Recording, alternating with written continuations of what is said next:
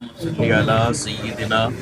و مولانا محمد وعلی آل سیدنا مولانا محمد مبارک وسلم صلی علیہ قال ربی انا یکون لی غلام وقد بلغنی الکبر وامرأتی عاقر قال کذالک اللہ یفعل ما یشاء۔ اللہ تبارک و تعالی نے حضرت زکریا علیہ الصلوۃ والسلام کو بیٹے کی بشارت عطا فرمائی، اور جب فرشتے نے آ کر زکریا علیہ السلام کو خوشخبری سنائی کہ اللہ پاک آپ کو بیٹا عطا فرمائے گا، تو آپ نے اللہ کی بارگاہ میں بڑے تعجب کا اظہار کیا، عرض کی یا اللہ تو اس عمر میں مجھے بیٹا عطا فرمائے گا، اور بیٹا کیسے ملے گا؟ تعجب حیرانگی کی حالت میں۔ اور آپ کی حضرت زکریہ علیہ السلام کی عمر اس وقت 120 سال تھی۔ 120 سال حضرت زکریہ علیہ السلام کی عمر مبارک تھی، اور آپ کی زوجہ محترمہ کی عمر مبارک اس وقت 98 سال تھی۔ تو اللہ نے حکم فرمایا کہ میں آپ کو بیٹا عطا فرماؤں گا، تو آپ حیران ہو گئے، اللہ کی بارگاہ میں عرض کرتے ہیں کہ میں 120 سال کا ہو چکا ہوں،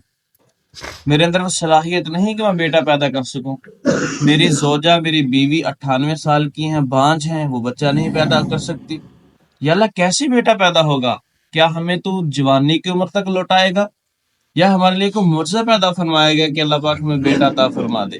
تو اللہ تبارک و تعالیٰ نے فرمایا قال کذالک اللہ یفعل ما یشاء، فرمایا زکریا اللہ تبارک و تعالیٰ وہ ہے، وہ جو چاہتا ہے ویسے ہی فرما دیتا ہے، جو اس کی چاہت ہوتی ہے وہ فرما دیتا ہے۔ اگر وہ حضرت مریم سلام اللہ علیہ کو بے موسم پھل عطا فرما سکتا ہے، تو آپ کو اس عمر میں نیک صالح نورینہ ایک نبی بیٹا عطا فرما سکتا ہے۔ اگلی آیت کریمہ کے اندر پھر آپ نے اللہ کی بارگاہ میں دعا کی کہ یا اللہ کچھ نشانی عطا فرما دے،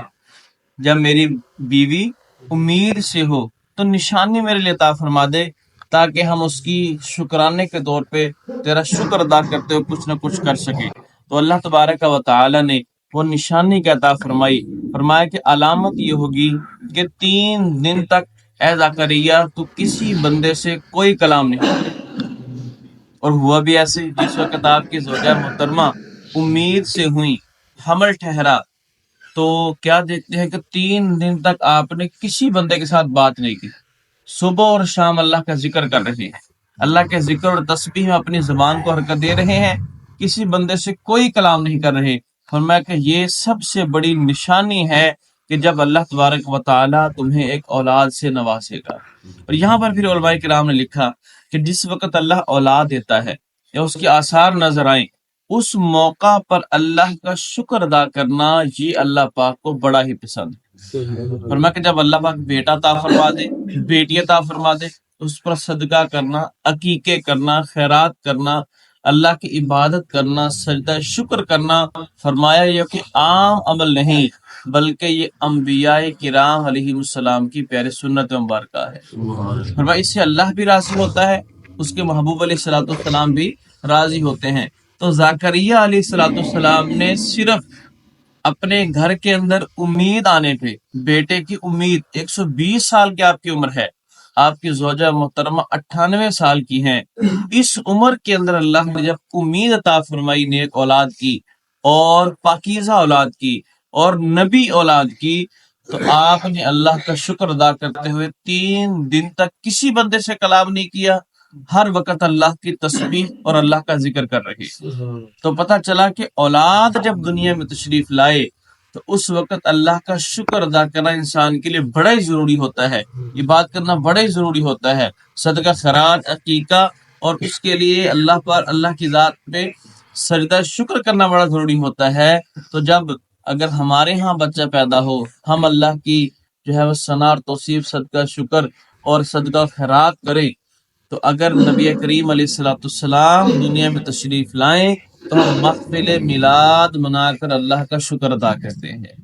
کہ جس کی وجہ سے اللہ نے ہمیں ایمان عطا فرمایا، دین اسلام عطا فرمایا، زندگی کی روشنی عطا فرمائی، اجالے پیدا کر کے اندھیروں کو دور کیا۔ تو جس طرح ہم اپنے بچوں کی آمد پہ خوشی کا اظہار کرتے ہیں، حضرت زکریا نے اپنے بیٹی کی امید کے اوپر اللہ کی بارگاہ میں خوشی کا اظہار کیا، سجدہ شکر کیا،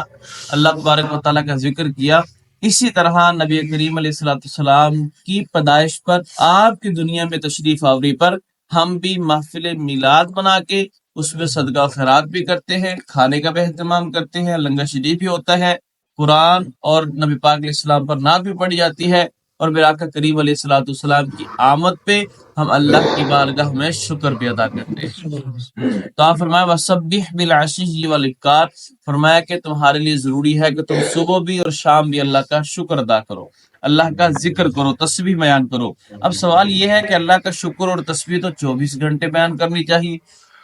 صبح اور شام کا ذکر ہی قرآن پاک میں بار بار کیوں آتا ہے؟ سبح بالعشی والابکار، کہ صبح بھی شام بھی۔ پتہ چلا نبی پاک علیہ السلام کی حدیث پاک کے مطابق، فرمایا کہ صبح کے وقت یہ وقت ہے جس وقت ہم اللہ کی بارگاہ میں حاضر ہیں کہ رات جا رہی ہے، دن آ رہا ہے، اور شام کے وقت دن جا رہا ہوتا ہے، رات آ رہی ہوتی ہے۔ فرمایا ان دونوں اوقات میں اللہ کا ذکر کرنا اس لیے ضروری ہے کہ ان دونوں اوقات میں رات کے فرشتے جا رہے ہوتے ہیں، دن کے فرشتے تشریف لا رہے ہوتے ہیں، اور شام کے وقت دن کے فرشتے جا رہے ہوتے ہیں، رات کے فرشتے جا رہے ہوتے ہیں۔ فرمایا کہ ان دونوں وقتوں میں اللہ کا ذکر کر کے ہم ان فرشتوں کو گواہ بنا لیتے ہیں جو اللہ کی بارگاہ میں جا کے ہماری عبادت کی سفارش عرض کرتے ہیں کہ اللہ ہم دنیا سے آئے ہیں، زمین سے آئے ہیں، تیرے بندے آپ صبح کے وقت بھی دیکھا ذکر کر رہے تھے، شام کے وقت بھی ذکر کر رہے تھے، وہ تو ہر وقت تیری تسبیح اور تحلیل کے اندر مصروف رہتے ہیں۔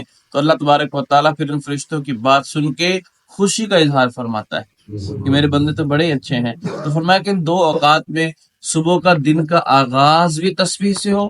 رات کا آغاز بھی تسبیح سے ہو، دن کا اختتام بھی تسبیح سے ہو، اللہ کے شکر سے ہو۔ تو ہمیشہ اللہ کی بارگاہ میں تسبیح و تحلیل کرنا چاہیے، نیک صالح نورینہ اولاد کی دعا کرنی چاہیے۔ اگر اللہ اولاد دے دے، عزت دے دے، شہرت دے دے، مسنت دے دے، اچھی پوسٹ دے دے، کچھ بھی اللہ پاک عطا فرما دے اپنی جناح میں سے، اس پر اللہ کا شکر کرنا، اس کی بارگاہ میں صدقہ خیرات کرنا، اس پر تسبیح بیان کرنا، یہ ہمارا طریقہ ہونا چاہیے۔ اس سے اللہ راضی ہو کر اپنے بندے کو اور بھی زیادہ عطا فرماتا ہے۔ اللہ پاک عمل کی توفیق عطا فرمائے۔